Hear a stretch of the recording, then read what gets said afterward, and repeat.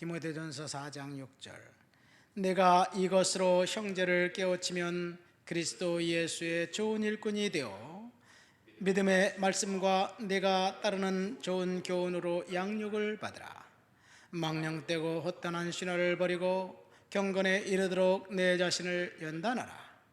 육체의 연단은 약간의 유익이 있으나 경건은 범사에 유익하니 금생과 내생에 약속이 있느니라. 미쁘다 이 말이여 모든 사람들이 받을 만하도다. 이를 위하여 우리가 수고하고 힘쓰는 것은 우리 소망을 살아계신 하나님께 둠이니 곧 모든 사람 특히 믿는 자들의 구주시라. 너는 이것들을 명하고 가르치라. 누구든지 내 연수함을 업신여기지 못하게 하고 오직 말과 행실과 사랑과 믿음과 정절에 있어서 믿는 자에게 본이 되라. 내가 이를 때까지 읽는 것과 권하는 것과 가르치는 것에 전념하라. 내 속에 있는 은사 곧 장로의 회에서 안수받을 때 예언을 통하여 받은 것을 가볍게 여기지 말며 이 모든 일에 전심전력하여 너의 성숙함을 모든 사람에게 나타나게 하라. 내가 내 자신과 가르침을 살펴 이 일을 계속하라. 이것을 행함으로 내 자신과 내게 듣는 자를 구원하리라. 아멘.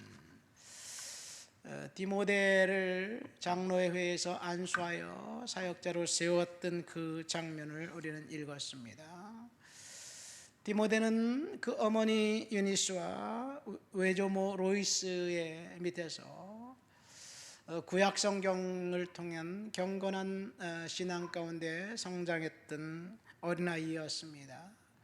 그의 아버지는 헬라인이었습니다. 사도행전 16장에 보면 루스드라에서 그 어머니와 외할머니가 사도 바울을 만나서 회심을 합니다. 그리고 몇 년 후에 바울이 그곳을 다시 도착하니까 그 디모데 어린아들이 이제 10대 후반인데 아주 경건한 신앙인으로 성숙해서 성장해서 많은 사람들에게 칭찬을 받게 됩니다. 사도 바울이 2차 전도여행 때 1차 전도여행 때 도망갔던 마가 때문에 바나바와 결별하고 바울은 실라를 데리고 바나바는 마가를 데리고 각각 사역을 합니다. 이제 빌립보를 갔을 때 그 이후부터 이 디모데는 신라와 함께 바울의 동행 수행원으로 이제 바울과 함께 선교 사역을 합니다.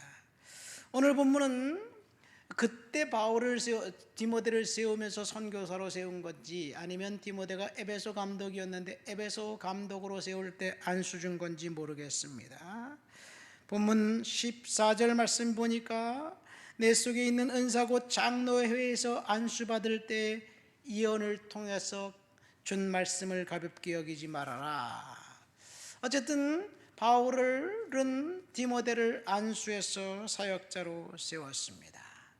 이후 디모데는 바울의 아들과 같은 자가 되어서 바울의 동역자가 되어 에베소 감독의 역할을 충실히 감당합니다. 6절 말씀 보니까 이제 그렇게 안수해서 사역자로 세우면서 바울이 이렇게 권면합니다. 그리스도 예수의 좋은 일꾼이 되어라. 그리스도 예수의 좋은 일꾼이 되기 위해서 바울이 디모데에게 권면한 세 가지를 잠깐 생각해 보려고 합니다. 첫 번째, 7절 8절 말씀해 보니까 망령되고 허탄한 신화를 버리고 경건에 이르도록 연습하라. 그러니까 좋은 일꾼이 되기 위해서 첫 번째는 한 가지 경고와 한 가지 권면, 순종해야 할 권면을 하고 있습니다.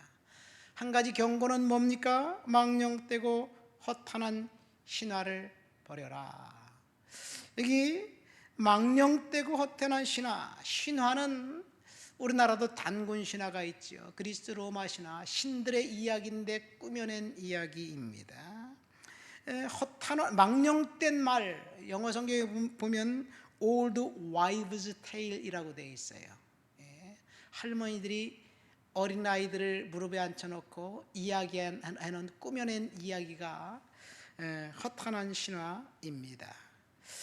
그렇다면 그 망령되고 허탄한 신화를 버리라고 디모데에게 이야기했는데, 디모데는 지금 목회자로 안수받으면서 한 말이에요. 무엇이 꾸며낸 이야기고 무엇이 신화일까요? 목회자가 꾸며낸 이야기가 있다면 아마도 말씀 한 구절 읽어놓고 자기 자랑만 한다든가, 말씀과는 관계없는 세속적인 이야기, 돈 버는 이야기, 축복받는 이야기, 사업에 성공하는 이야기, 그 다음에 긍정적인 사고방식에 대한 이야기, 이런 이야기를 하면서 신도들에게 감동을 주는 것, 그런 것들이 어쩌면 망령되고 허탄한 신화가 아닌가 생각됩니다. 목회자가 해야 할 일은 그런 이야기가 아니라 설교를 통해서 그리스도가 드러나고 설교를 통해서 복음이 전파되어야 되는데, 오늘날 사람들이 원하는 메시지, 듣고 싶어하는 메시지만 선별해서 전하는 것이 어쩌면 오늘날 사도 바울이 디모데에게 경고했던 것처럼 그런 버려야 할 신화, 꾸며낸 이야기가 아닌가 생각됩니다. 경건은 금생과 내생의 약속이 있다. 경건이 무엇입니까? D.L. 무디가 이렇게 말했어요. 경건이란 아무도 보지 않을 때 당신의 모습이다. 아무도 보지 않으면 해이해지게 돼 있어요. 너무나 자연스럽게 살기 때문에 그렇습니다. 그러니까 사람이 보든 보지 않든 하나님이 지금 나와 함께 하신다, 하나님이 나를 지켜보고 있다라고 생각하면 그렇게 행동하는 것, 그것이 경건입니다.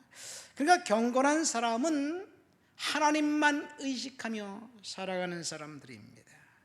하나님께서 무엇을 원하는지 묻고 하나님의 뜻을 따르려고 최선을 다해서 생각하는 사람, 경건한 사람이 됩니다. 그러니까 경건은 절제하는 사람을 말합니다. 바울은 지금 하나님 앞에서 날마다 절제하며 살라는 이야기를 하고 있습니다. 두 번째, 바울이 디모데에게 예수를 닮기 위해서 힘쓰고 했어야 할 두 번째는 9절 10절입니다. 미쁘다 이 말이요 모든 사람이 받을 만하도다. 이를 위하여 우리가 수고하고 힘쓰는 것은 우리 소망을 살아계신 하나님께 둠이니, 소망을 하나님께 두라고 이야기하고 있습니다. 여러분, 우리가 무엇에 소망을 두고 살아가야 되나요? 이 땅을 살면서 우리는 소망을 돈에 두고, 성공에 두고, 쾌락에 둡니다. 그것이 나쁜가요? 나쁘다고는 할 수 없을 것 같습니다. 우리가 살아가니까 그런 것들이 필요한데, 나쁘다고 할 수 없는데, 그것이 하나님을 따르고 순종하고 믿는데 방해가 된다면 나쁜 거예요. 소망을 하나님께 둔 사람은 하나님을 의식하고 이 세상이 전부라고 생각하며 살아가지 않습니다. 소망을 하나님께 둔 사람은 천국이 있다는 사실을 믿습니다. 그러나 소망을 하나님께 두지 않은 사람, 하나님이 없다고 생각하는 사람, 오직 자신만 생각하고 오직 돈만 생각하는 사람이 있다고 생각합니다. 해봅시다. 그런 사람은 하나님도 없고 이웃도 없고 자기만 있어요. 그렇죠? 돈만 생각하는 남편하고 살고 싶은가요? 오직 돈하고 그렇게 해서 다른 사람은 신경 안 쓰는 그 사람하고 친구하고 싶을까요? 그렇지 않을 것 같아요. 돈이 적당히 있어서 우리의 삶을 윤택하게 하고 그 돈으로 사람답게 살기 위해서 필요하지, 그 돈이 목적이 되면, 돈에 집착하면 사실은 하나님을 거부하게 되는 거예요. 리차드 포스터라는 사람이 돈, 섹스, 권력이라는 책을 쓰면서 그런 말을 합니다. 돈 자체는 악한 것이 아니다. 그러나 돈에 탐욕과 연결될 때 파괴적인 요소로 작용한다는 이야기예요. 그렇죠. 돈과 탐욕이 이제 결탁할 때 파괴적입니다. 더 소유해야 된다, 더 모아야 된다, 더 가져야 된다, 집착하면서 인간이 되기를 포기하는 것 같습니다. 이 황금이 얼마나 좋은 것인지, 얼마나 아름다운지 하나님이 언약궤를 만들 때 황금을 얇게 펴서 그 언약궤 겉에 딱 붙이게 했어요. 그러니까 황금 자체는 너무나 아름다운 거예요. 하나님도 하나님을 섬기는 언약궤 그것을 통해서 만들라고 했기 때문에 그렇습니다. 근데 그 황금이 탐욕과 결탁하니까 광야에서 이스라엘 백성들은 황금 송아지를 만들어서 경배하다 하나님 앞에 저주받았고요. 이집트의 바로 왕은 그 황금을 채취하기 위해서 노예들을 정말 열악한 환경에서 악취와 열기가 가득한 갱도에서 죽게 만들었고요. 막대한 재산과 권력을 이용해 그 돈 했던 로마의 크라쿠스라는 그런 사람이 있었어요. 그 사람이 얼마나 돈에 집착했는지 결국은 너무나 그렇게 극악무도하게 사니까 잡혔어요. 그래서 네가 좋아하는 황금과 함께 살아라 그러면서 그 황제가 어떤 벌을 내렸냐면 황금을 녹여서 펄펄 끓는 그 황금 그것을 그래 이거나 먹어라 그리고 입에다 넣어줬대요. 그래서 황금 펄펄 끓는 황금을 먹으면서 죽은 사람이 크라쿠스예요. 얼마나 황당합니까?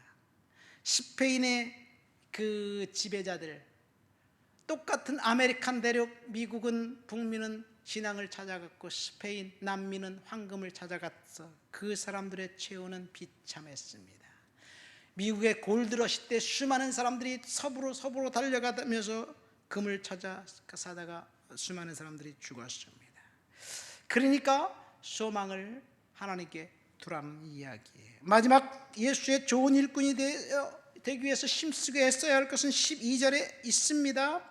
누구든지 내 연소함을 업신여기지 못하게 하고 오직 말과 행실과 사랑과 믿음과 정절에 있어 믿음의 본이 되라. 여기도 한 가지 경고와 한 가지 권면, 순종의 권면하고 있습니다. 한 가지 경고는 뭡니까? 누구든지 내 연소함을 업신여기지 못하게 하라. 이 디모데는 10대 후반의 아주 어린 아이입니다. 그러니까 목회자의 권위를 가지고 하나님의 말씀으로 가르치라는 이야기예요. 그러나 권위는 위에서 하나님이 주는 것이 아니라 밑으로부터 나오는 거예요. 권위는 입에 금수저처럼 물고 태어나는 것이 아닙니다. 그러나 우리는 착각해요. 권위는 태어날 때부터 누군가로부터 부여받는 것이다. 권위는 위에서부터 주는 거다. 이렇게 착각합니다. 그러나 권위는 사실 그게 아니에요. 밑으로부터 나오는 것, 사람들로부터 존경받을 때 그것이 권위입니다. 그러면 존경은 누구를 존경하느냐? 돈 많은 사람, 권력 있는 사람을 존경합니까? 아니죠. 그런 사람들은 무서워서 따릅니다. 청렴하고 결백하고 깨끗한 사람, 그 사람의 입에서 떨어지는 말은 언제나 옳은 말이 될 때 그 사람에게 권위에 복종하고 굴복합니다. 그러니까 권위는 하나님 말씀 앞에 살아가는 것을 말합니다. 한 가지 순종해야 할 것은 말과 행실과 사랑과 믿음과 정절에 있어서 본이 되라 라는 말이에요. 그러니까 이 본이 되라는 말은 모델링이 되라는 말입니다. 리더십에 있어서 가장 중요한 것이 모델링이에요. 말씀을 맺습니다.